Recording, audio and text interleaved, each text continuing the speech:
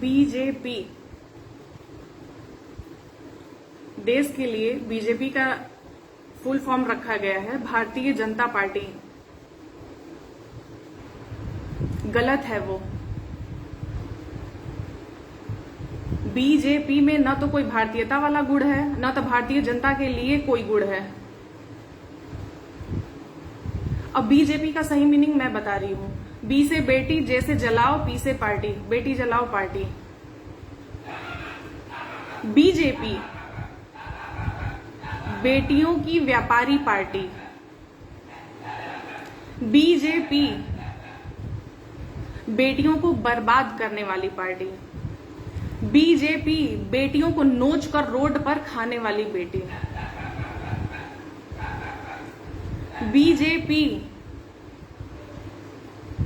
जैसे द्रौपदी का भरी सभा में, जिसमें बहुत बड़े बड़े लोग बैठे हुए थे, गुरु द्रोणाचार्य से लेके भीष्म पितामह तक लोग बैठे हुए थे, कर्ण बैठे हुए थे और सबने चुपचाप मूक दर्शक बनकर तमाशा देखा।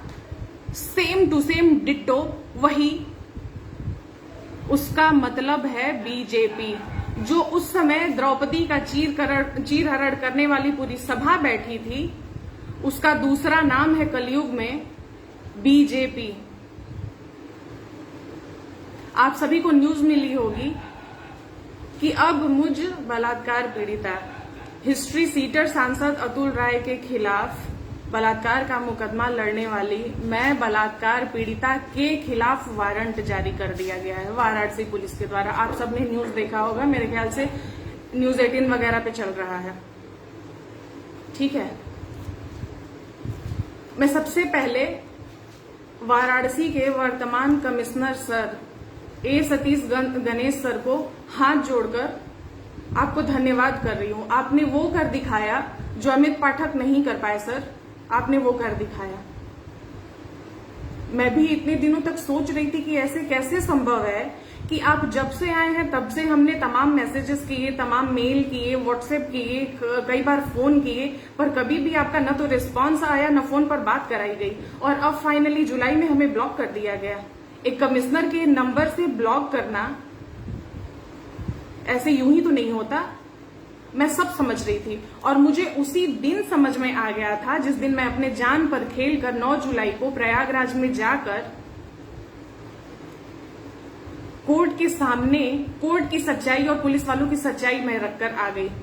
मुझे पता था, मुझे जाने से पहले ही पता था कि ये मैं जो कर रही हूं अब मैं छोड़ी नहीं जाऊंगी।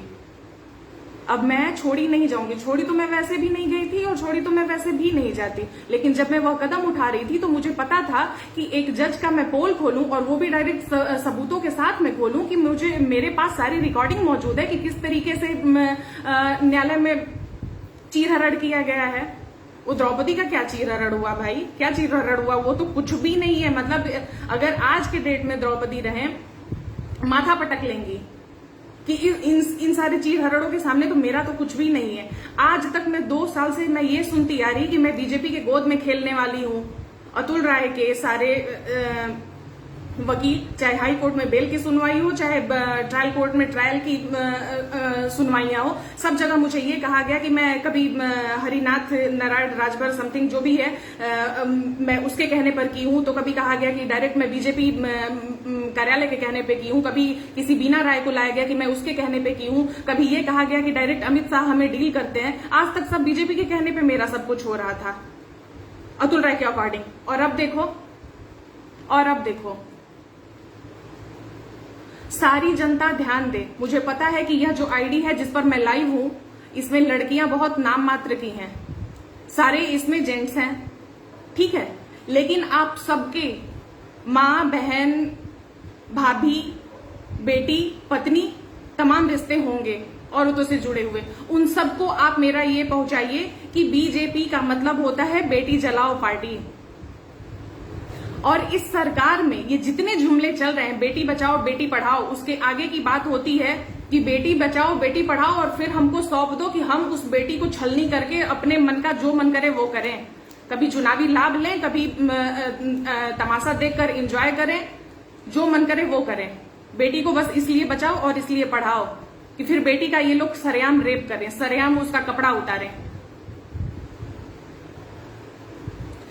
सतीश गणेश सर, आपसे ज्यादा कुछ नहीं कहना है, क्योंकि मैं जानती हूं कि यह आपने पर्सनली नहीं किया है, आपने यह सरकार के निर्देश पर किया है।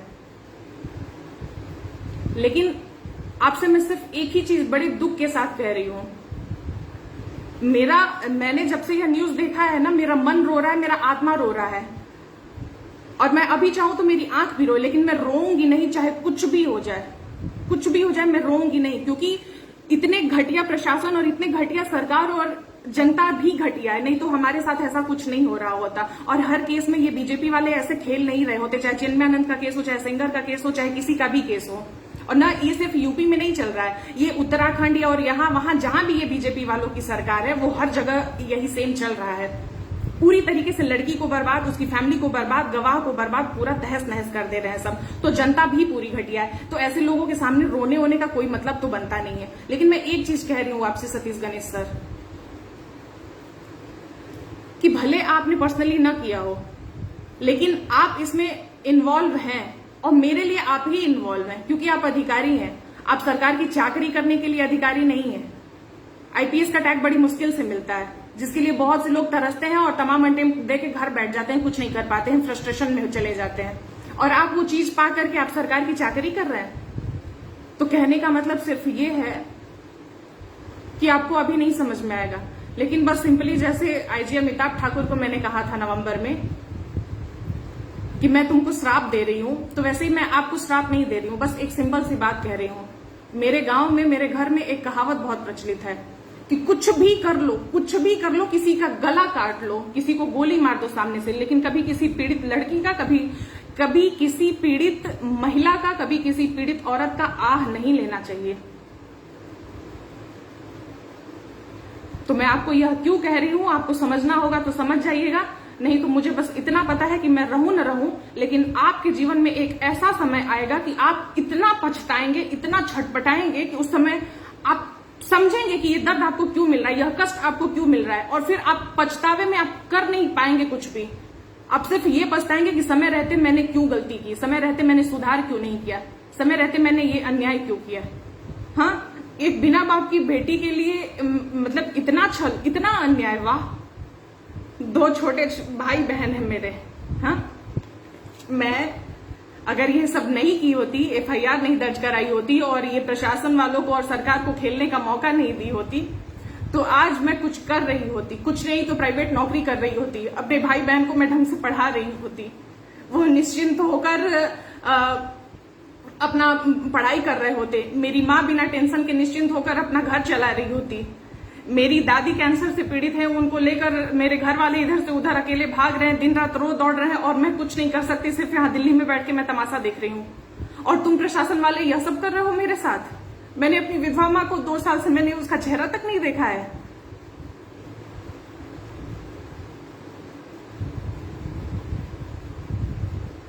फिर से दोहरा रही हूँ, बीजेपी मतलब बेटी जलाओ पार्टी। रोऊंगी नहीं मैं हंस के दिखा रही हूँ। देखो वाराणसी प्रशासन, देखो उत्तर प्रदेश पुलिस, देखो मैं यहाँ बैठी हूँ, ठीक है, साथ में अपने गवाह को लेकर बैठी हुई हूँ।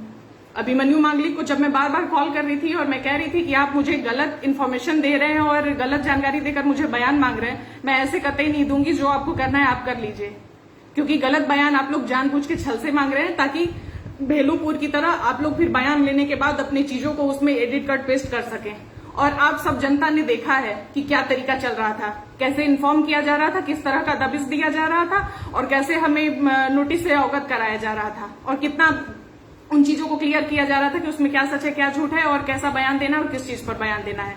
और निकलवाए हैं सब न्यूज में कि कितनी बार दबिश दिया गया और क्या क्या दिया गया, और किसी तरह का कोई रिस्पांस नहीं आया। मतलब इतना गिरने की मतलब कोई सीमा नहीं है कि तुम सबों की सारी सच्चाई में रख रही हूं और तुम सब इस तरीके से गलत चीजें निकाल रहे हो। खैर क्या कहा जाए, सरकार का प्रश्रय है, कोई नहीं, बहुत आम बात हो गया है। लड़कियों को बलात्कार भी करो, बंद कमरे में करो, रोड पर करो, खेत में करो, अंधेरे में करो, उजाले में करो, करने वालों को पता है, करेंगे भी, मारेंगे भी, और सरकार निकम्मी बैठी ही है। घंटा मेरा कोई कुछ उखाड़ लेगा, केवल थोड़ा सा पैसा उड़ाना है, सरकार की चाकरी करनी है, बड़े बड़े केसों से निकल जाएंगे।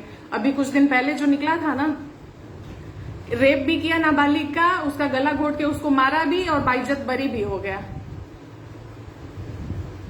हाँ, हाथरस, उन्नाव, तमाम ऐसे पड़े हुए हैं।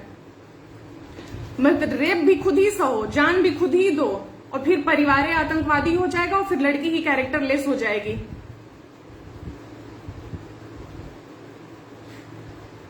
अब समझ में आ रहा है जनता कि मैं पिछले 7-8 महीने से यह चीज क्यों कह रही हूं कि आप अपने घर परिवारों को और आप अपने बहन बेटियों को यह समझाइए कि चाहे कुछ भी हो जाए, अपनी जान दे दे, लेकिन पुलिस के शरण में ना जाए। पुलिस के शरण में किसी लड़की का, किसी पीड़ित का जाने का मतलब कि उसके दोनों हाथ में लड्डू है। अगर वह आपका एफआईआर नहीं लिखेगा तो भी वो जो अपराधी है उससे मोटी रकम लेगा, और अगर आपका एफआईआर लिख लिया तब तो उसका पूछना ही नहीं, तब तो उसकी और बल्ले बल्ले। तब तो वो उस एक केस में अपने पता नहीं कितने पुस्तों को घर बैठ के खाने के लिए पूरा भर देगा अपने घर को।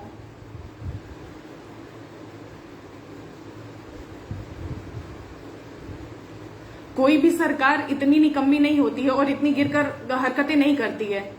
सरकार कर इसलिए रही है क्योंकि जान रही है कि जनता को कोई लेना देना नहीं है। जनता जय श्री राम में बिजी है और जनता 70 साल नेहरू और तामझाम में बिजी है। बाकी ओरिजिनल चीजों से और फैक्ट से कोई लेना देना नहीं है। तो अगर कल को प्रिया राय मारी जाए, अगर कल को प्रिया राय जेल में बंद कर दी जाए और पता चले कि चिन्मयानंद वाले की तरह ये सब पता है हो क्यों रहा है। एक चीज तो आप सबको क्लियर हो ही गया है कि ये मैं 9 जुलाई को देकर आई हूं इसलिए यह सब कर रहे हैं। मेरे गवाह जो सत्यम प्रकाश राय हैं उनके खिलाफ भी वारंट निकलवा दिए हैं बलिया जिले से, वो फर्जी गैंगरेप वाले मामले में, जिसमें सितंबर 2019 में ही फाइनल रिपोर्ट लग चुकी थी और पूरे साक्ष्यों के बाद, और क्राइम ब्रांच के द्वारा उसमें भी इन सबों ने वारंट निकलवा दिया है और आज मेरे नाम पे वारंट। वाह, बहुत सुंदर। और मुझे पता है कि तुम इन सबों का वारंट बाद में निकला होगा कोर्ट वगैरह से, पहले ये सब भेज दिए होंगे, दिल्ली पहुंच चुके होंगे और उसके बाद इन सबों ने फैक्स किया होगा या मेल किया होगा या व्हाट्सएप किया होगा उस आदेश को। कोई बात नहीं, हम यहाँ बैठे हैं, लेके चलो भाई। और पता है कि यह सब क्यों किया जा रहा है? यह सब सरकार और प्रशासन के द्वारा इसलिए किया जा रहा है कि या तो हमें उठाकर शूट कर दिया जाए, या तो हमें उस सिंगर वाले प्रकरण की तरह गाड़ी से एक्सीडेंट करा दिया जाए, या फिर से न्यायालय में जैसे हम लोगों को मारे और हाथ पैर तोड़े सब वैसे करके ये दिखा दें कि लोगों के भीड़ ने कुचल के मार दिया, या फिर ये सब ले जाके जेल में बंद कर दें और जेल में बंद करके उस फर्जी रिपोर्ट को वहां पे एमपीएमएलए कोर्ट में ये साबित करा दें कि वो सही है और उसको बरी करा दें, या फिर जेल में रख के खुदे जहर वहर दे के निकलवा देंगे सब कि कोरोना से मौत हो गया, या फिर बाकी के प्रकरण की तरह ये दिखा देंगे सब कि आपस में 2 गुटों में लड़ाई हुई और इनको गोली मार दिया। उसके बाद इन सबों का तो कोई जांच करेगा नहीं कि जेल में कैसे हथियार पहुंचा और कैसे क्या चीजें हुई। वो सिर्फ आम जनता के लिए होता कि आपने उनसे कैसे बात किया, इनसे कैसे बात किया।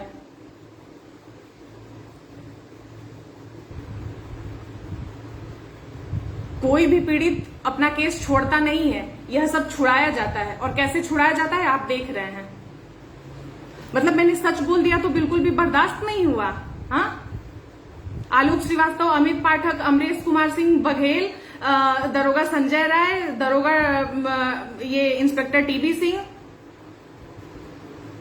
आशुतोष सिंह, ये सब जितने भी ये सब हैं, सब जो एकदम जिसको एकदम एक्चुअल सब यूज करूं तो ये कहा जाए कि हराम के खाने वाले यह सब जितने हैं, इन सबों का काला चिट्ठा जब मैंने 9 जुलाई को रख दिया तो तुरंत वारंट निकलने लगा। अपने बार में जब आया तो नहीं पचा। हाँ, मेरे सबूत देने पे तुम सबों को नहीं पचा। और हम कैसे 2 साल से जी रहे हैं कि मतलब अन्याय भी मेरे ही साथ हुआ और उसके बाद से आवाज उठाने पर भी अन्याय कंटिन्यू मेरे ही साथ हो रहा है और उसको हम चुपचाप सह भी जाएं, उसका खंडन भी न करें। तो ये सरकार के इशारों पर और अपराधियों के इशारे पर डफली बनाने का प्रशासन वालों का शौक है, पीड़ितों का नहीं है। हमें नहीं पता हमारा अंत कैसे होगा, तुम लोगों के हिसाब से होगा या ईश्वर के हिसाब से होगा, हमें नहीं पता। लेकिन बस इतना पता है कि हारेंगे नहीं। अब इतना आगे आकर तुम लोगों के सामने सरेंडर नहीं होंगे, नहीं सरेंडर होंगे। लेकिन बीजेपी मतलब बेटी जलाओ पार्टी, आज अगर मेरे साथ कुछ अन्याय हो रहा है ना, तो सिर्फ और सिर्फ बीजेपी की वजह से हो रहा है, सिर्फ और सिर्फ बीजेपी की वजह से। बिना किसी अधिकार के मेरे केस का मुद्दा उठाकर वोट भी मांगा गया, और वह वोट मांगकर इन सबों को, इसके वकीलों को और इसके पूरी टीम को यह मौका भी दे दिया गया कि मेरा समाज में दुष्प्रचार हो, न्यायालय में दुष्प्रचार हो, कि बीजेपी द्वारा करवाया हुआ है। और अंदर अंदर इन सबों का मुझे एक बात नहीं समझ में आती, और जनता, मैं आप सबसे भी मैं हाथ जोड़कर रिक्वेस्ट कर रही हूं कि अभी मेरे इस लाइव को देखने के बाद एक सवाल अपने आप से पूछिएगा कि यह बीजेपी की ये मतलब क्या प्रॉब्लम है, या क्या मतलब इनके अंदर की क्रोनोलॉजी है, मुझे ये बात नहीं समझ में आती। या ये अगर किसी पीड़ित के साथ न्याय कर देंगे तो इनको क्या घाटा हो जाएगा, कौन सा वोट बैंक इनका कम हो जाएगा, और या किसी पीड़ित के साथ अन्याय करके किसी हिस्ट्री सीकर को बचा लेंगे तो इनको कौन सा बहुत बड़ा लाभ हो जाएगा। मुझे यह बात नहीं समझ में आ रही। मैं इस बात पर कई महीनों से मंथन कर रही हूँ, जब से हम पर हमला हुआ है और हम घर में बैठे हैं, केस वगैरह छोड़ के, पढ़ाई लिखाई और सब कुछ छोड़ के, तब से हम सिर्फ एक ही बात सोच रहे हैं कि ऐसी क्या बात है कि बीजेपी सिर्फ गुंडों को, अपराधियों को, हिस्ट्री सीटर्स को बचाने के लिए काम कर रही है और पीड़ितों के साथ अन्याय कर रही है। ऐसी क्या बात है, ऐसा कौन सा फायदा है, ऐसा कौन सा चीज है जो पीड़ितों के साथ न्याय करके इन्हें नहीं हासिल होगा। ऐसा कौन सा लाभ है योगी जी जिसको आप नहीं पाएंगे हमारे साथ न्याय करके 2022 में? कौन सा ऐसा लाभ है, कौन सा ऐसा लाभ है जो सिर्फ हिस्ट्री सीटर अतुल राय ही आपको पहुंचा सकता है?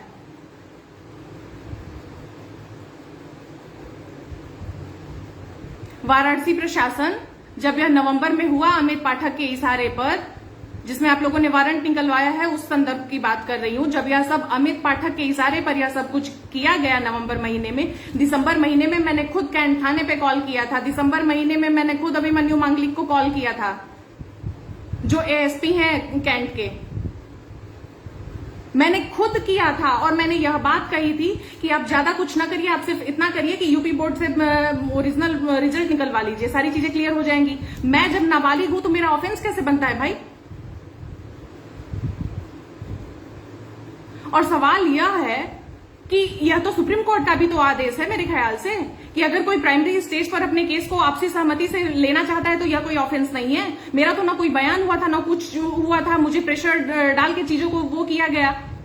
और तुम ये बताओ वाराणसी प्रशासन कि ऐसा कौन सा फायदा है जो एक नाबालिग लड़की अपनी नाबालिग होने की उम्र में 3 महीने सिर्फ अपना एज घटाएगी, बढ़ाएगी, सिर्फ 3 महीने। मतलब ओरिजिनल मेरा 10 जून 97 है, तो 10 मार्च 1997 करके मुझे क्या मिलेगा? हाँ, जो लड़की बनारस में पढ़ रही है, ग्रेजुएशन कर रही है, उसके पास इतनी तो दिमाग होगी ना कि वो नाबालिग है और उसके साथ सुलह कराया जा रहा है तो वो आगे जाके इस चीज का यूज कर सकती है अपने हिसाब से।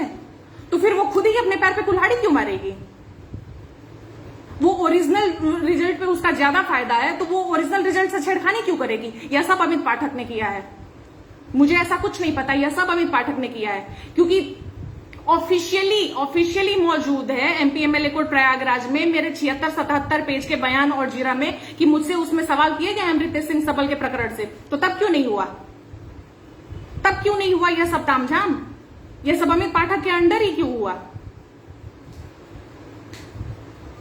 मैं आप जनता को बता रही हूं कि अतुल राय को बाइज्जत बरी करने के लिए बहुत सिंपल सा एक निकलेगा लाइन, ठीक है? हम लोगों को उठाया जाएगा, किसी तरह की कोई घटना कारित कराई जाएगी या सिंपली ले जाके जेल में डाल दिया जाएगा और हाथ पैर तोड़ के रख दिया जाएगा। ये इन सबों को पता है ही, सरकार को भी पता है, प्रशासन को भी पता है कि ये सब अपना घर परिवार छोड़ के बैठे हुए हैं और कोई तीसरा व्यक्ति इन सबों के पास है नहीं। और इन सबों को यह भी पता है कि इतने दिनों में हम लोगों का कौन किसने क्या हेल्प किया है। लेकिन यह सब यूज उन नामों को करेंगे जिनसे इन सबों को फायदा होगा। लेकिन मैं उन नामों को भी यूज कर सकती हूँ जिन नामों से तुम सबों की धज्जियां उड़ जाएंगी, और पूरे प्रमाण के साथ। अभी तक चुप हूं तो इसका ज्यादा फायदा ना उठाया जाए। सरकार को भी कह रही हूं, प्रशासन को भी कह रही हूं, क्योंकि सरकार को भी पता है, प्रशासन को भी पता है कि हमें इस केस में आज तक किसने, कब, कैसे और कितना मदद किया है।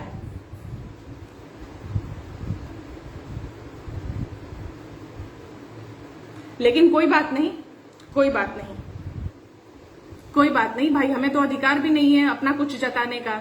हमें कोई अधिकार नहीं है इस राज्य में, इस राम राज्य में, इस योगी राज्य में। सिर्फ हमारा, हम पीड़ितों का इतना ही अधिकार है कि अन्याय सहते रहो और मुंह पर एकदम ताला बंद रखो, एकदम मुंह को एकदम सिल के रखो। अगर मतलब मुंह तुमने खोल दिया तो तब तो पूछो ही मत तुमने पहले क्या अपराध किया था, अब तुमको बताते हैं कि अब तुमने क्या अपराध किया है।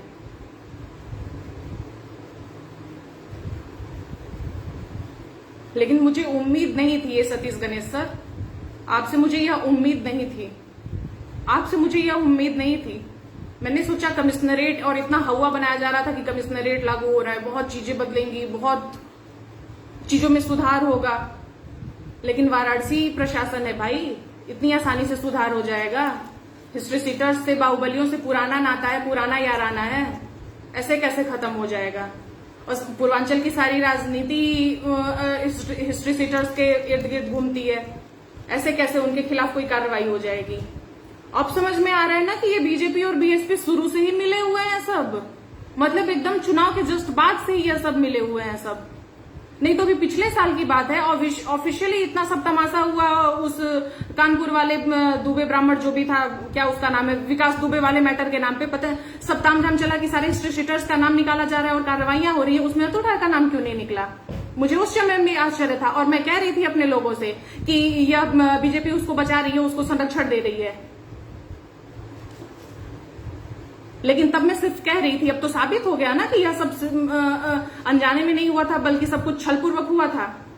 मैं एक चीज और बता रही हूं आप जनता को कि यह जो अमित पाठक है, मुद्दा यह है कि जो इन लोगों के द्वारा फर्जी रिपोर्ट तैयार किया गया है, अगर उसको यह लोग सही साबित नहीं करेंगे कोर्ट में, तो फिर यह सब गलत साबित हो जाएंगे। और इसमें इतने लोग इन्वॉल्व हैं, बड़े बड़े नेता, बड़े बड़े अधिकारी इन्वॉल्व हैं, कैसे यह सब इतनी आसानी से उस चीज को फर्जी और गलत साबित होने देंगे? मुद्दा सिर्फ यह है। तो यह अमित पाठक को बचाने के लिए और जज और बाकी सारे लोगों को बचाने के लिए इसमें जो सबसे बड़ा हाथ मैं आप लोगों को बता रही हूं, यह सब करने कराने वाला कौन है? इसमें 2-3 नाम है। एक या बीएसपी का सतीश मिश्रा है, ठीक है, और एक बीएसपी से वापस आकर बीजेपी में शामिल हुए हैं 2016-17 में समथिंग, कोई ब्रजेश पाठक करके हैं। यह ब्रजेश पाठक और अमित पाठक के बीच कुछ गहरा संबंध है, मुझे इस बात की जानकारी मिली है। अब यह दोनों रिश्तेदार हैं या चाचा भतीजा हैं या कोई और पारिवारिक संबंध है या क्या है, यह मुझे नहीं पता है, लेकिन इन दोनों के बीच बहुत ही गहरा संबंध है। और यह ब्रजेश पाठक बहुत पुराने नेता हैं, पहले बीएसपी में थे, ठीक है, और उसके बाद यह 2016-17 के लगभग यह बीजेपी में आए हुए हैं, लेकिन यही लोग अंदर अंदर बीएसपी के लिए काम कर रहे हैं। और यह बहुत बड़ा चेन है इन लोगों का अंदर अंदर करने वाला, ठीक है। और एक तरीके से अगर मैं यह कहूं जातिगत, तो यह जातिगत लॉबी भी है। अब मैं जाति नहीं यूज करूंगी, आप सब खुद ही समझ गए होंगे कि कौन सी जाति है, ठीक है। तो यह पूरी जातिगत लॉबी काम कर रही है, ठीक है, जिसमें नेता से लेके अधिकारी और सारे लोग शामिल हैं, जिसमें एएसपी, एसएसपी, डीआईजी बहुत लोग हैं, एडीजी सारे लोग हैं। लेकिन सबके नाम खोलने का क्या मतलब है? कोई विशेष फायदा है नहीं। और यह भी सत्य है कि यह बीएसपी वाले लोग कर क्या लेते जब बीजेपी वाले खुली छूट नहीं देते। सरकार तो बीजेपी की ही है ना, प्रशासन तो बीजेपी के लिए ही ना काम कर रही है। कुछ अच्छा हो रहा है तो बीजेपी अपने नाम पे भजा रही है, तो गलत कैसे ऐसे अपने नाम पे भजाएगी? मतलब छूट दी है बीएसपी वालों को कि तुम लोग कर लो अपना, उसको निकाल लो, इसीलिए तो यह सब हो रहा है। और मेरे दिमाग में एक ही सवाल है फिर से योगी जी से कि ऐसा कौन सा आपका फायदा है जो हम पीड़ितों के साथ अन्याय करके ही आपको मिलेगा? न्याय करके आपको कोई फायदा नहीं मिलेगा। यह कैसे, मतलब यह क्या क्रोनोलॉजी है, समझ में नहीं आ रहा है मुझे। मैं मतलब क्या कहूं, किस चीज पर कब कैसे फंसाया जाएगा यह भी तो हम आम आदमियों को नहीं पता।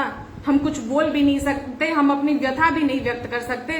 नहीं तो मेरी आत्मा डाउट कर रही है कि मतलब आपके नाम के आगे जो टैग लगा हुआ है वो सत्य है या उसमें कोई मतलब मैं क्या कहूं, आप और आपके लोग समझ गए होंगे।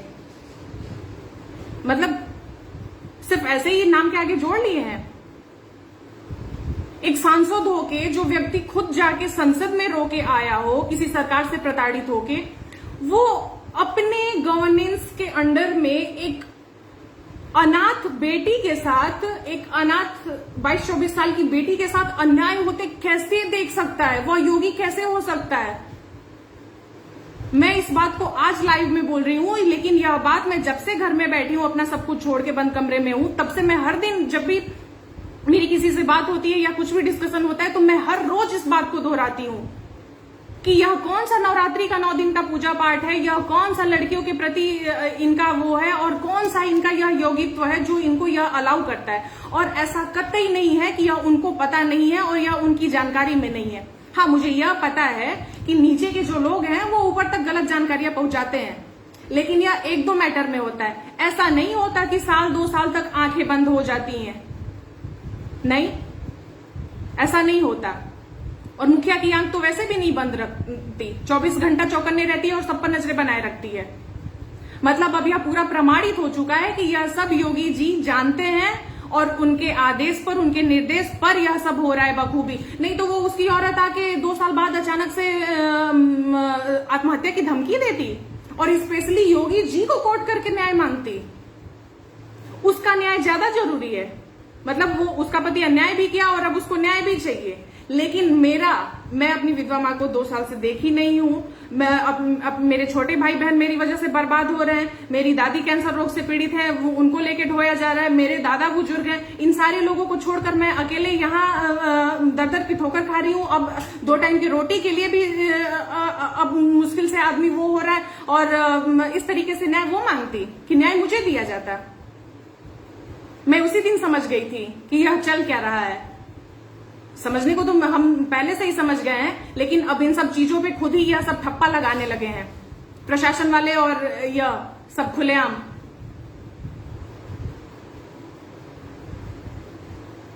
अगर यह बीजेपी करा नहीं रही है तो आज तक हमारा एक न्यूज क्यों नहीं निकला? सितंबर 2019 के बाद से हमारा अगर एक न्यूज निकला हो, किसी भी न्यूज ने निकाला हो, तो आप ला के दिखा दें। और यह कैसे संभव है कि पीड़ित को मारा जाए, उस पे केस हो, उस पे तमाम चीजें हो, उसका केस छुड़ा दिया जाए और एक न्यूज न निकले? यह कैसे संभव है? यह कैसे संभव है? यह संभव बेटी जलाओ पार्टी ही कर सकती है, और कोई संभव नहीं कर सकता। यह सब दूसरी पार्टियों पर कीचड़ उछाड़ते हैं। 2 उदाहरण पहले भी दे चुकी हूं और आज फिर दे रही हूं। कांग्रेस, राहुल गांधी ने निर्भया वाला केस में, वह लड़की जब तक जीवित थी निर्भया, उसको फॉरेन भेज के इलाज कराने से लेकर और उस लड़की के जाने के बाद उसके परिवार की जिम्मेदारी, उसके भाई को पढ़ा लिखा कर पायलट बनाना, यह सब कांग्रेस ने किया। यह उनकी उपलब्धि है। दूसरी उदाहरण दे रही हूं, समाजवादी पार्टी, सरकार रहते हुए मंच से गायत्री प्रजापति को उठाया गया। अगर एक ऐसा उदाहरण बीजेपी की हो तो कोई मुझे बताए। हो ही नहीं सकता, सवाल ही नहीं उठता। लेकिन जनता जय श्री राम से मतलब है। और इस जय श्री राम बोलने वाले अपने आप से सवाल पूछो, जनता अपने आप से सवाल पूछो सारे लोग, कि कितनी सीताओं को बचाए हैं यह जय श्री राम वाले। चाहे तुम नारा लगाने वाले लोग हो, चाहे तुमसे नारा लगवाने वाले लोग हो, कितने लोगों ने कितनी सीताओं को बचाया है? कितनी सीता को अग्नि परीक्षा देने से रोका है? बताओ। बल्कि हर दिन तुम लोगों ने द्रौपदी से भयानक चीरहरण किया है और करवाया है। और तुमसे करवाने वाले लोग जो करवाए हैं तो उनसे ज्यादा तुम लोगों ने किया है। तुम सारे लोग जो जय श्री राम बोलते हैं, मैं उन सारे लोगों को कह रही हूं। क्योंकि अगर हर आए दिन कोई हाथरस पीड़िता मर रही है और हर आए दिन हाथरस पीड़िता के परिवार से गलत हो रहा है और हर आए दिन सेंगर की तरह किसी भी पीड़ित के परिवार से गलत हो रहा है, तो उसके पीछे हर जय श्री राम वाले जिम्मेदार हैं। लेकिन उनको नहीं समझ में आएगा। जब तक अपने पे नहीं पड़ेगा तब तक नहीं समझ में आएगा। और यह जय श्री राम बोल बोल कर ऐसे हो गए हैं ना कि यह खुद ही सामने से सीता का परीक्षा लें और सीता को बन की ठोकर खाने के लिए छोड़ दें। तो ये कहां से सीता के बारे में बचाने के लिए और कुछ अच्छा करने के लिए सोचेंगे? पर कोई बात नहीं, जनता को भी मुबारक हो। जनता ने देखा है कि हमने कौन सी लड़ाई लड़ी है और कैसी लड़ाई लड़ी है। लास्ट में एक बात कहना चाहती हूँ, संजय राय, तुम जहां भी हो, तुम्हारा मैं पैर छू रही हूँ। आज तक मैं तुमसे बहुत नाराज थी, बहुत तुम पर गुस्सा आता था और मैंने उस व्यक्ति से कह रखा था कि जब तक तुम जीवित रहना और जब तक हम जीवित रहेंगे उस व्यक्ति से हमारा कोई संबंध नहीं रहेगा। परिवार वालों को तो नहीं रोका जा सकता, लेकिन हमारा तुम्हारा उस व्यक्ति से कभी कोई संबंध नहीं रहेगा अगर हम लोग जिया जाएगा तो।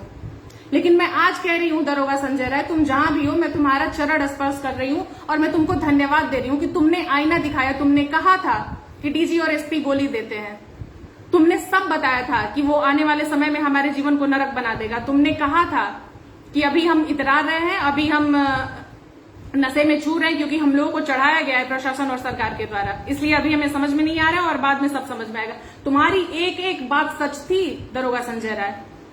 मैं तुमसे माफी मांग रही हूं, मैं जनता के सामने कह रही हूं कि मैं तुमसे माफी मांग रही हूं कि मैंने तुम्हारी बातों को गलत तरीके से लिया। और तुम आज तक यह भी सोच रहे होगे ना, तुम लोगों को तो, तुमको और तुम्हारे बेटे को यह था कि तुम लोगों को तो पहले यह था ना कि तुम लोगों को पता ही नहीं था कि तुम लोगों का कोई सबूत भी रखा हो। तो मैं बताती हूँ, ये सबूत रखने वाली कोई और नहीं, मैं ही हूं। मैंने खुद सबूत बनाया था तुम सबों का। लेकिन मैं आज कह रही हूं कि तुम बिल्कुल सही थे। तुमने हमें आईना दिखाया था, तुमने रास्ता दिखाया था, हमें ही नहीं समझ आया। और सच बात है, हमें इस तरीके से रखा गया था कि हमें नहीं समझ में आया। क्योंकि तब तक तो लाख गलत हो रहा था, लाख गलत एफआईआर लिखा जा रहा था और चार्जशीट में से इसमें का उसमें और माघ में का पोस्ट में सारी चीजें चल रही थी। लेकिन फिर भी कहीं ना कहीं ये था कि कोई ना कोई सुनवाई कर रहा था, कोई ना कोई हमारी सुन रहा था। उस पर देर सवेर कुछ हो ना हो वो बात की बात थी, लेकिन कुछ ना कुछ सुनवाई हो रहा था। लेकिन उसके बाद से तो सबने एकदम कान पर बंद कर लिया। मतलब एकदम मैं डीजीपी ऑफिस गई थी दिसंबर 2020 पे। मुझे इतना आश्चर्य हुआ जिस तरीके से मेरे साथ ट्रीट किया गया। कोरोना के नाम पे मेरा बैग बहुत दूर रखवा दिया गया था, क्योंकि इन लोगों को डाउट था, क्योंकि इन लोगों को पता चल गया था। उस समय हम फेसबुक पर सारी चीजें रख रहे थे, तो इन लोगों को तो पता तो था ही कि हम रिकॉर्डिंग कहीं भी कर लेंगे, कुछ भी कर लेंगे। क्योंकि हमारे साथ कहीं भी गलत हो रहा है, कोई भी गिर के गलत कर रहा है, चाहे कोई भी कितना भी बड़ा अधिकारी हो, तो हम अपनी सेफ्टी के लिए और अपने साक्ष्यों के लिए तो हम रखेंगे, ये हमारा अधिकार है। तो इसलिए छल से हमारे बैग को बहुत दूर रखवा लिया गया था कि हम कोई रिकॉर्डिंग न कर पाए। जिस तरीके से उन्होंने बात किया, मैं बता रही हूँ कि इस तरीके से मेरे साथ चीजें की जा रही है, वो गलत फर्जी रिपोर्ट लगाया है, उसमें ये पॉइंट है और उस पर जवाबदेही कोई ले नहीं रहा है। तो वो डीजीपी सर ने मुझसे, डीजीपी इनसे पहले वाले डीजीपी किसी भी मैटर में, बलिया का मैटर हुआ तो उन्होंने कहा बलिया एसपी से वो खुद बात की और उसके बाद मुझे निर्देश किए कि मैं जाके बात करूं। फिर वाराणसी का भी प्रकरण मैं उनके पास लेके दोबारा जब गई थी, तो वो डीजीपी सर ने फिर वाराणसी एसएसपी से बात किया और फिर मुझे निर्देश दिया कि मैं उनके पास जाऊं। लेकिन यह पहले डीजीपी थे जिन्होंने मुझे एसएसपी से बात करने को नहीं कहा, मुझे एडीजी से बात करने को कहा। और इसका प्रमाण मेरा उस दिन का वीडियो पड़ा हुआ है, आप सबने देखा होगा कि मैंने उस दिन बोला है 28 दिसंबर 2020 को कि मुझे डीजीपी सर ने कहा है कि एडीजी से मैं बात करूं। तो आज मैं कोई नया बना के नहीं बोल रही हूं। अब समझ में आ रहा है सारे कुचक्र। एक आदमी गलत कर ले, एक आदमी कह दे कि आप उनसे बात कर लीजिए, और उस आदमी को ऑलरेडी पता है कि उसी ने सब किया धरा है और वो जवाबदेही, वो इतना बड़ा अधिकारी है कि आप उससे उलझ भी नहीं सकते। उसकी वो मन करेगा तो फोन उठाएगा, मन करेगा तो फोन नहीं उठाएगा, आप क्या कर लेंगे। तो यह बीएसपी के लिए, जो अभी मैंने पाठक नाम बताया, मिश्रा नाम बताया, तो इनकी एक पूरी जातिगत लॉबी चल रही है जिसमें सारे लोग हैं। मतलब मैं क्या बताऊं आप सबको भी, जो पढ़े लिखे लोग होंगे, जो थोड़ा भी इन सब चीजों में रुझान अपना रखते होंगे, तो उन सबको पता है कि इस समय कौन किस पद पर कहां से लेके कहां तक उस जाति में बैठा हुआ है।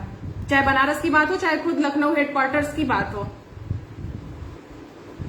कोई बात नहीं, आप सब सफल हो गए, मतलब सफल हो गए। अब आप योगी जी, अब आप चुनाव निकल जाएगा आपका, अब आप चुनाव एकदम 100% जीतेंगे। अब तो आपको कोई जीतने से बचा ही नहीं सकता।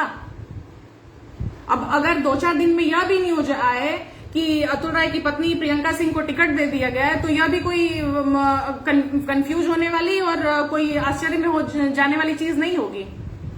अब बस यही देखना होगा आप जनता को कि वह बीजेपी ऑफिशियली खुद से दे रही है या बीएसपी दे रही है, बस यही देखना होगा। कोई बात नहीं। ओवरऑल आप सबको पता चले कि मैंने जो 9 जुलाई को सामने से एमपी एमएलए कोर्ट में जाकर माननीय आलोक श्रीवास्तव न्यायाधीश को जो सामने से मैं देकर आई थी, जिनमें उनके खुद के भी सारे करतूत लिखे हुए थे और उत्तर प्रदेश के तमाम पुलिस वालों के करतूत लिखे हुए थे, तो उन सारी चीजों को ऐसे ही तो पचाया नहीं जाएगा। और जाहिर सी बात है कि अगर उसको संज्ञान में लिया गया तो उन सारे लोगों की वाट लगेगी, क्योंकि हम जो कहते हैं, हम जो बोलते हैं, हम जो लिखते हैं, वो यूं ही नहीं करते अतुल राय के टीम की तरह पूरे प्रमाण के साथ करते और लिखते हैं, नहीं तो मुंह बंद रखते हैं। तो उस पर कुछ ना कुछ तो कार्रवाई तो करना पड़ेगा, और वो भेज दिया गया है हाई कोर्ट। अगर आलोक श्रीवास्तव हाई कोर्ट नहीं भेजते तो उन पर फिर से उंगली उठती और इस बार गलत तरीके से उंगली उठ जाती, तो इसलिए उनकी मजबूरी थी कि उन्होंने हाई कोर्ट भेज दिया। और अब हाई कोर्ट गया है तो मैं उसके बारे में पता कर रही, तो मुझे कोई इन्फॉर्मेशन नहीं दी जा रही। मुझे ये कहा जा रहा है कि गोपनीय विभाग में है और वो नहीं पता चलेगा। तो गोपनीय विभाग में इसीलिए भेजा गया है कि अंदर अंदर या वारंट का तामझाम निकले, जो 2 साल से आज तक नहीं किया गया था, अब वो डायरेक्ट वारंट निकले, हम लोगों को कैप्चर में किया जाए, हमारे साथ कुछ गलत किया जाए और इधर उधर से हाई कोर्ट भी खूब आराम से आदेश पारित करेगा कि इस पर सुनवाई की जाए, सब यह गलत है, लड़के लड़कियां फर्जी हैं, इस पर किया जाए और सांसद अतुल राय को बरी किया जाए। फिर आराम से अब देखा जाएगा कि आलोक श्रीवास्तव ही उसको डायरेक्ट बरी करते हैं कि फिर कोई दूसरा जज उसके लिए विशेष रूप से अपॉइंट होते हैं और वो लिखते हैं खूब आराम से, केवल एक लाइन लिखाएगा एज उज्जवल, बीजेपी पार्टी, बीजेपी सरकार के गवर्नेंस में हर जगह जो एक लाइन, मात्र एक लाइन, सबूतों और गवाहों के अभाव में सांसद अतुल राय को बरी किया जाता है। और बाकी के पुलिस के साक्ष्यों को देखकर ऐसा लग रहा है कि सांसद अतुल राय चूंकि बहुत बड़े बिजनेसमैन हैं और बहुत बड़े राजनेता हैं, इनको फंसाने के लिए और इनसे पैसे ऐंठने के लिए इनके खिलाफ साजिश की गई है। अगर ऐसा निकले ना तो आप जनता थोड़ा भी आश्चर्य मत करिएगा। और अब हमें तो बिल्कुल आश्चर्य होना ही बंद हो गया है, हमें आश्चर्य होना ही बंद हो गया है। हम जिस दिन यह कदम उठाए थे ना, हमें पता था कि अब हमारे साथ होगा क्या, लेकिन कोई बात नहीं है, जनता देख रही है ना, और कोई बात नहीं है, बाकी कुछ चीजें भगवान पर भी छोड़ दी जाती है। और मेरे साथ जिसने गलत किया है वो सामने से देखा है, मुझे बोलने की नाम की जरूरत नहीं है कि वह सामने से क्या देखा है, मुझे इतना पता है। मैं कोई भगवान की कुछ हूं नहीं, लेकिन मेरे साथ गलत हो रहा है तो मैं सिर्फ इतना कह रही हूं, क्योंकि मुझे नहीं पता कल को मैं रहूं बताने के लिए या ना बताने के लिए रहूं अपने मन की बात, अपने आत्मा की बात। तो इसलिए मैं कह रही हूं कि मेरे साथ जिसने गलत किया है वह सामने से देखा है, चाहे देर देखा हो चाहे सबेर देखा हो, चाहे वो अमृतेश सिंह सबल हो, उनका हिसाब किताब मेरे ही थ्रू होना बाकी था। इसीलिए अभी उनके द्वारा अन्याय और छल होने में थोड़ा सा बाकी था, तो इसीलिए उनके द्वारा गलत बयानबाजी भी हुआ और उनके बिहाफ पे गलत FIR भी फाइल हुआ। तो बस जब उनका अन्याय का कोटा भर गया तो भगवान ने सीधे से सामने से उनको दिखा दिया। ठीक है, IG अमिताभ ठाकुर का भी आप सबने देखा ही, ठीक है, ऐसे और से बहुत से नाम है और आप सबको भी पता होगा कि जो जैसे करता है तुरंत उसका सामने चला आता है। या अमित पाठक मेरा चीर हरड़ करवा रहे थे और सामने से इनका निकल गया 10 लाख का लेने का बयाना और पोस्टिंग का। लेकिन इन सबों का होगा क्या भाई, खुद ही जांच करता है, खुद ही साजिश करता है, खुद ही सब कुछ है। लेकिन कोई बात नहीं, बीजेपी मतलब बेटी जलाओ पार्टी। यह अगर बीजेपी वाले कहे ना कि बेटी बचाओ बेटी पढ़ाओ, अगर सामने से कहे तो पहले 2 चाटा जड़ो, और अगर सामने से ना कहे, अगर तुम लोग जनता दूर से अगर सुन रहे हो तो उसके आगे की लाइन खुद ही समझ जाना कि क्यों बेटी बचाओ क्यों बेटी पढ़ाओ। बेटी बचाओ बेटी पढ़ाओ इसलिए कि तुम लोग मेहनत से बेटी को बचाओ, बेटी को पढ़ाओ, पाल को उसके बड़ा करो और फिर उसको भट दो बीजेपी के हाथों में सौंप कर। बीजेपी को एक वोट करना मतलब बीजेपी का एक वोट मतलब एक लड़की का जीवन, उसका चरित्र, उसका सब कुछ खतरे में। बीजेपी को एक वोट मतलब एक लड़की का सामने से जनता के बीच समाज में चीर हरड़। बीजेपी का एक वोट मतलब एक लड़की का आत्मदाह। बीजेपी का एक वोट मतलब उसको रात में ही जिंदा जला देना बिना परिवार के ही, ठीक है। बीजेपी का एक वोट मतलब लड़की के साथ कोई भी दुर्घटना करा देना। बीजेपी को एक वोट देने का मतलब किसी भी पीड़ित के साथ उसका पूरा परिवार बर्बाद, सत्यानाश। बीजेपी का एक वोट न कोई पीड़ित बचेगा ना उसका कोई एक परिवार बचेगा। घंटा लोगे तुम न्याय, हम बैठे हैं, स्पेशल न्याय देने वाले बैठे हैं।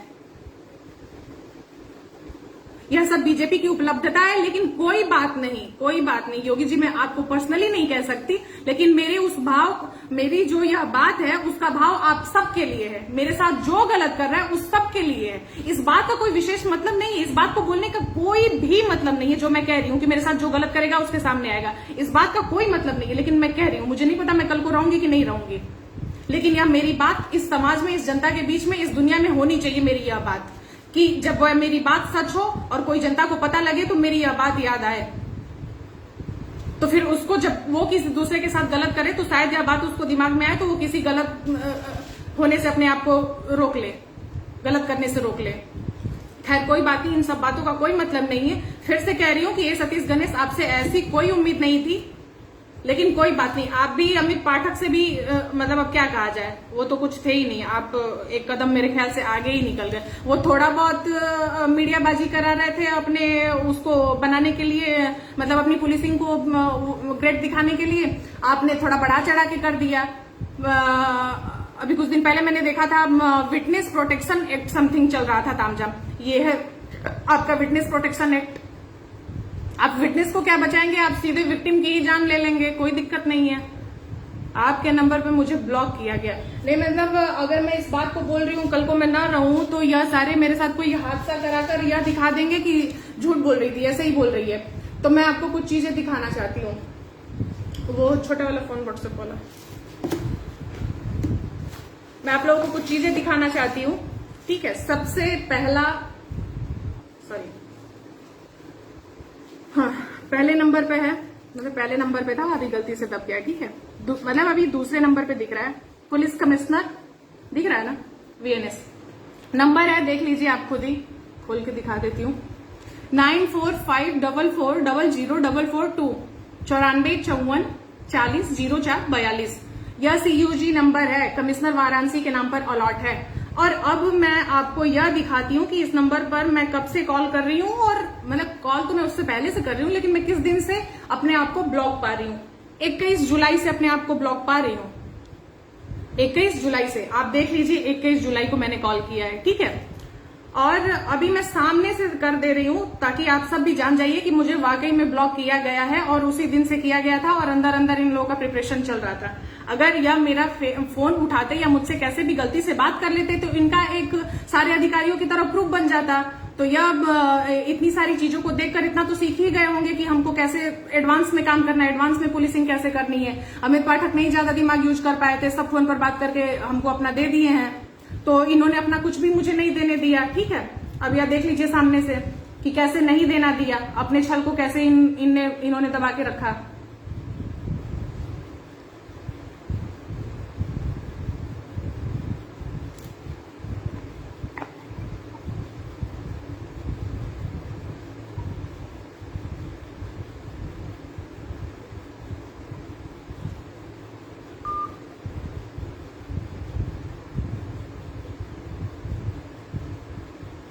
The number you have entered is currently busy. Please try later. आपके द्वारा डायल किया गया नंबर।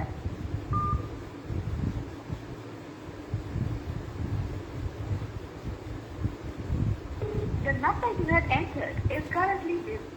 वाराणसी की जनता, वाराणसी यानी प्रधानमंत्री नरेंद्र मोदी जी का संसदीय क्षेत्र है ये, और वहां के सबसे बड़े अधिकारी, वहां के पता नहीं कितने लाख लोगों के सुरक्षा के जिम्मेदार व्यक्ति, उन्होंने एक पीड़ित लड़की को ब्लॉक करके रखा है भाई साहब। और आज से नहीं, 21 जुलाई से बीजेपी बेटी जलाओ पार्टी, और कैसे जलाया जाता है उसके यह सब ताल मंत्र हैं। यह सब सारे पार्टियों को नहीं समझ में आएंगे, यह सब सपा कांग्रेस, ये इन सबों के पास दिमाग कहाँ था भाई। अब इन सबों ने सीखा होगा बीजेपी से। 2014 से आज तक में पार्टियों ने बहुत कुछ सीखा होगा, जो अन्य पार्टियां हैं उन्होंने बहुत कुछ सीखा होगा कि अपने ओपोनेंट को कैसे दबाया जाता है, कैसे तमाम जांचों में फंसाकर उसको एकदम गाड़ दिया जाता है, और कैसे मतलब ये बीजेपी के आने से पहले न जनता को पता होगा और न खुद बाकी की पार्टियों को पता होगा कि सरकार के पास कितने पावर होते हैं, कितना वो गिर सकती है, सरकार कितना ज्यादा पावरफुल होती है। यह मतलब अगर बीजेपी नहीं आती सरकार में तो पता नहीं चलता, न जनता को पता चलता, न अन्य पार्टियों को पता चलता। अब बाकी की भी पार्टियों को पता चल गया और बाकी की पार्टियों को राह भी मिल गया। अब आने वाले हर सरकार अगर ऐसा करे तो आश्चर्य की बात नहीं होगी, और जनता उंगली उठाने लायक भी नहीं रहेगी, यह आम बात रहेगी। एक दो बार मैं और कर देती हूँ कि यह फाइनल हो जाए कि ब्लॉक किया गया है। और वैसे भी रात के 10:22 हो रहे हैं, इस समय में तो इन लोगों का कोई ऑफिशियल कॉल मतलब जनता का तो आएगा नहीं जिस पर यह लोग अटेंड करके मुझे ब्लॉक करके रखा गया है। एक दो बार और कर देती हूँ मैं, यह दिखाना जरूरी था जाते जाते।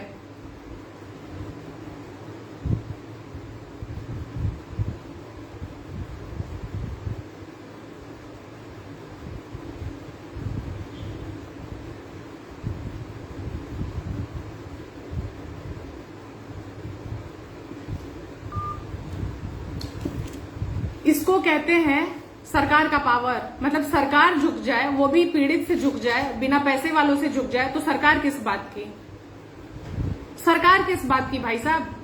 आप और हमको पता कैसे चलेगा कि सरकार है वो। हमारे आपके जीवन की मालिक है वो। एक आईपीएस अधिकारी अभिमन्यु मांगलिक मुझे गलत जानकारी देते हैं और मुझसे बयान मांगते हैं। या वाराणसी प्रशासन वाले एक जवाब नहीं दे पाते हैं कि क्यों मेरे घर पे सिविल ड्रेस पे किसी को भी भेज रहे हैं और क्यों नहीं नोटिस सही तरीके से वो कर रहे हैं, नहीं जवाब देते हैं सब। लेकिन आधी अधूरी जानकारी पर इनको बयान चाहिए। अगर आधी अधूरी जानकारी के हिसाब से अगर आप बयान नहीं देंगे तो यह सब अपने हिसाब से उसमें काटेंगे छाटेंगे कैसे कट एडिट पेस्ट वगैरह करेंगे, कैसे फिर अतुल राय के लिए फील्डिंग तैयार करेंगे। वाराणसी प्रशासन वो प्रशासन है कि अतुल राय का खास व्यक्ति शुभम सिंह सबल गैंग रेप की धमकी देता है, प्राइवेट पार्ट में पिस्टल डालने की बात करता है, लेकिन वह बहुत छोटी बात होती है, उसको बुलाया जाता है, उसका सिंपली बयान लिया जाता है और उसको बाकायदे छोड़ दिया जाता है। लेकिन एक नाबालिग लड़की जिसमें न बयान हुआ है न कुछ भी हुआ है, उसको प्रेशराइज करके उस समय की उस हालात के हिसाब से उसको केस वापस लिवाया गया, माफीनामा दिया गया, सारी चीजें हुई। उन सारी चीजों में गलत कोई चीज लगा के जबरी का इस तरीके की हरकत करता है और उसमें नॉन अवेलेबल वारंट निकाला जाता है। वाह, यह है वाराणसी प्रशासन और यह है पीएम मोदी का संसदीय क्षेत्र। वैसे वाराणसी वालों मैं क्या कहूं, आज मैं जाते जाते कहना चाहती हूं, जीवन का पता नहीं अब क्या होने वाला है, आखिरी चल रहा है। जब यह कोविड से सब मर रहे थे ना और सारे लोग छटपटा रहे थे, मुझे अच्छा तो नहीं लग रहा था, मुझे दुख भी नहीं हो रहा था। बहुत दुख के साथ यह मुझे कहना पड़ रहा है, कटु सत्य है लेकिन कहना पड़ रहा है तो कह रही हूं, क्योंकि मुझे नहीं पता कि क्या होने वाला है। तुम लोगों को विदेशी चाहिए ना, रखो विदेशी। बहुत ज्यादा दूर का ढोल तुम लोगों को सुहावना हो गया, तुम लोगों को अपना नहीं चाहिए कोई। तुम लोगों का जो सेवा करे, तुम लोगों के लिए जो टूट कर वहां लगा रहे जनता के बीच में, वो नहीं चाहिए। तो लो अब भोगो, चलो कोई नहीं, आज प्रिया राय मरी है, कल तुम्हारी बहन बेटियां मरेगी, फिर लगाना लाश को ठिकाने, फिर जब जलाया जाएगा आधी रात को जिंदा, तब देखना कैसे लग रहा है और कैसा लग रहा है, तब समझ में आएगा कि कैसे वो छटपटा रही थी और कैसे चीख चीख के चिल्ला रही थी और हम में से किसी के भी कान पे जू नहीं रहेगा। नहीं तो ये प्रशासन वालों की औकात होती इस तरीके से करने की, हाँ, कि जो एफआईआर अतुल राय का भाई पवन राय कराया और मेरे पास सबूत है और वो मुझसे बयान मांग रहे हैं सब मनोज सिंह के नाम पे, और न देने पे कह रहे हैं सब कि पता नहीं कितनी बार दबिश दिया गया, ये किया गया, वो किया गया। ओवरऑल अब आप सब जान जाइए कि हमारे जीवन का एकदम अंतिम चल रहा है। योगी जी का योगित्व अब उनसे सहा नहीं रहा है। अब उन्होंने कहा है कि बहुत दिन इन सबों को जिंदा रख दिया गया, अब इन सबों को जल्दी ठिकाने लगाओ और जल्दी हिस्ट्री सीटर को निकालो, नहीं निकलेगा तो मेरा चुनाव गड़बड़ा रहा है, चुनाव का समय बीतता जा रहा है, मेरा चुनाव गड़बड़ा रहा है, जल्दी जल्दी निकालो एकदम। तो अब हमारा अंत चल रहा है, ठीक है। दिल्ली में हम बैठे हुए हैं, दिल्ली सरकार के अगर अंडर में सारी चीजें होती ना तो हम 100% कहते, हम 2 साल से रह रहे हैं और हम दिल्ली की सरकार को देख रहे हैं, हम 100% कहते कि हमें एक खरोच नहीं आएगी। लेकिन चूंकि दिल्ली पुलिस सेंट्रल है, और सेंट्रल का मतलब मोदी जी की पुलिस है, योगी जी की पुलिस है, शाह जी की पुलिस है, बीजेपी की पुलिस है, यानी कि बीजेपी मतलब बेटी जलाओ पार्टी की पुलिस है। तो हमारे साथ कुछ भी हो सकता है, हमारे साथ कुछ भी हो सकता है। तो तुम सारी जनता जाने रहो, तुम लोगों को जानने न जानने से वैसे कोई फर्क तो पड़ता नहीं है। 2 साल में ये साबित हो गया है कि तुम में से कोई भी उंगली नहीं उठाने वाला है, बल्कि तुम में से हर कोई अभी मेरे लाइव काटने के बाद मुझ पर हंसेगा। लेकिन कोई बात नहीं, जब अपने पे आएगा तब समझ में आएगा, तब मेरा तकलीफ समझ में आएगा कि हम में से किसी ने भी उसका साथ क्यों नहीं दिया, क्यों नहीं प्रशासन से सवाल किया, क्यों नहीं सरकार पर उंगली उठाया, क्यों नहीं सवाल किया। फिर भी तुम सब जान लो कि यह सब क्यों हो रहा है। यह सब इसलिए हो रहा है कि 9 जुलाई 2021 को मेरे द्वारा, यानी कि मुझ बलात्कार पीड़िता प्रिया राय के द्वारा चल रहे ट्रायल में जो घिनौना काम किया गया है उत्तर प्रदेश पुलिस के तमाम अधिकारियों द्वारा और खुद वर्तमान न्यायाधीश आलोक श्रीवास्तव के द्वारा, उन सारे लोगों का काला चिट्ठा था जिसको मजबूरी में न चाहते हुए माननीय आलोक श्रीवास्तव सर के द्वारा भेज दिया गया है हाई कोर्ट को। अब वह चूंकि हाई कोर्ट में चला गया है, प्रोसेस में आ गया है, तो उसको दबा के रखा गया है। और दबा के रखा कब तक जाएगा, इसीलिए हम पर अब हाथ डालने का प्रयास किया जा रहा है कि हम पर हाथ डालकर उस पर कुछ किया जाए, ठीक है। और उसको किया यही जाएगा कि हम पर हाथ डाला जाएगा और उसको हाई कोर्ट से तुरंत कहा जाएगा कि यह सब फालतू की चीजें हैं, तो उसको जो रिपोर्ट तैयार की गई है उसको एमपी एमएलए कोर्ट में सुनवाई हो, और जब सुनवाई होगी तो अतुल राय को बाकायदे बाइज्जत बरी किया जाएगा। जो मैं बहुत पहले कहती थी, मैं फिर से कह रही हूं कि आज का कलयुग का श्री राम है अतुल राय। योगी जी, आप ऐसा करिए कि जब वो जेल से उसको निकालिएगा ना तो उसको घर मत जाने दीजिएगा, सीधे ले जाकर अयोध्या जो बढ़िया सा लूट लाट के जो महल बनवा रहे हैं आप लोगों जनता को खरोच खरोच के, जाके उसी में उसको बैठाइएगा और पूजा करिएगा और हमारी लाश पर फिर खूब हंसिएगा आप। फिर आपका उस दिन आपका योगित्व पूरी तरीके से सफल हो जाएगा। गोरखनाथ मंदिर में मैं गई हूं। गोरखपुर में मेरे पिता ने नौकरी किया है। गोरखपुर शहर से मेरा है संबंध। अभी भी मेरे वहां पर कुछ अपने हैं। मैं गोरखपुर में गई हूं, वहां की चीजों को देखी हूं। लेकिन मैं फिर भी यह कह रही हूं कि गोरखपुर मंदिर तो बहुत पाक साफ पवित्र है, लेकिन पता नहीं आपके गुरु कैसे थे और कौन रहे होंगे जो आपको इस तरीके का क्या दिए हैं। मैं क्या कहूं आपको, मैं बहुत कष्ट में यह बातें बोल रही हूं। मुझे इस चीज का क्या खमियाजा भुगतना पड़ेगा मुझे नहीं पता, लेकिन मुझे सिर्फ एक ही चीज का कष्ट है कि यह जो 22 करोड़ जनता है उत्तर प्रदेश में, उसके एक एक जान की कीमत, यानी कि सारे 22 करोड़ जानों की कीमत आपकी जिम्मेदारी है। आपकी जिम्मेदारी है। सिर्फ हिस्ट्री सीटर्स की जान और उनके जीवन की कीमत आपकी जिम्मेदारी नहीं है। मेरे पिता नहीं और मेरे साथ अन्याय हो रहा है, मैं किसको दोष दूं? आपको ना दूं तो किसको दोष दूं? हाँ, ए सतीश गणेश और अमित पाठक को दोष दूं? ये लोग घंटा नहीं कुछ कर पाएंगे, कोई कुछ नहीं कर पाएगा, कोई कुछ नहीं कर पाएगा। यह सब कर इसलिए रहे हैं क्योंकि आपका आदेश है, सरकार का आदेश है, बीजेपी गवर्नमेंट का आदेश है। नहीं तो इन सारे लोगों को पता है कि कोई भी मैटर जब पब्लिक के बीच में आता है तो ना चाहते हुए भी सरकार को एक्शन लेना पड़ता है। लेकिन यह लोग जान रहे हैं कि जब हमें सरकार का ही आदेश है और हमारी कोई चीज, या दो ही पीड़ित हैं और दोनों चाहे लाख चिल्लाएं, वो कोई भी चीज न मीडिया में आएगी न किसी भी तरीके से उसको हाईलाइट होने दिया जाएगा, तो कुछ होगा ही नहीं। तो मेरे लिए मेरे गुनाहगार आप ही हैं योगी जी, क्योंकि आप चाहते तो मुझे अनाथ के साथ ऐसा कुछ भी नहीं होता। यह सब आप करा रहे हैं, आप हैं हमारे कातिल, आप हैं हमारे दोषी। लेकिन कोई बात नहीं, आपके लिए हमारा जान, हमारे लिए न्याय आपके लिए प्रिय नहीं है। आपके लिए आपका इस सीटर को बचाना ज्यादा जरूरी और उसके बिहार पे वोट लेना जरूरी। कोई बात नहीं, कोई बात नहीं। आपका बहुत बहुत धन्यवाद और आप जनता को भी धन्यवाद। अब देखते हैं कि सुबह क्या होता है।